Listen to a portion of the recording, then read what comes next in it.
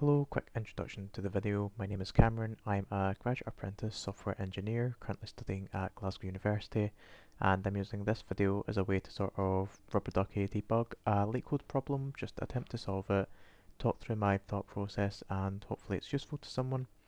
So the problem I'm going to be attempting today is 2553, separate the digits in an array. So I'm just going to read through the spec here. Given an array of positive integers called nums, return an array answer that consists of the digits of each integer in nums after separating them in the same order they appear in nums. To separate the digits of an integer is to get all the digits it has in the same order. For example, 10921, the separation of its digits is 10921, each being its own element. So, example 1, nums is equal to 13, 25, 83, and 77. That turns into 13258377. So, constraints, the length is between 1 and 1000, and each number is between 1 and 10 to the power of 5, which we don't really need to worry about. So, just going to go over to my notes. Ideas, I think it's going to be fairly simple. Loop through each number, get each digit from each number, append digit to output, return output.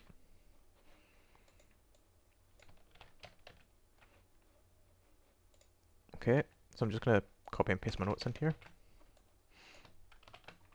And we're going to attempt this. So, loop through each number for num and nums. Get each digit from each number. So for digit, and need to convert it to a string first. For digit and num, output dot append, cast it back to an integer, and then we're going to return output. We also need to create a variable for this output up here, hit run,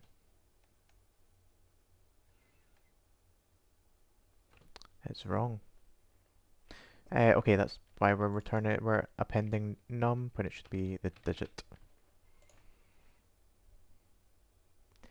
Test case is now passed, hit submit, and hopefully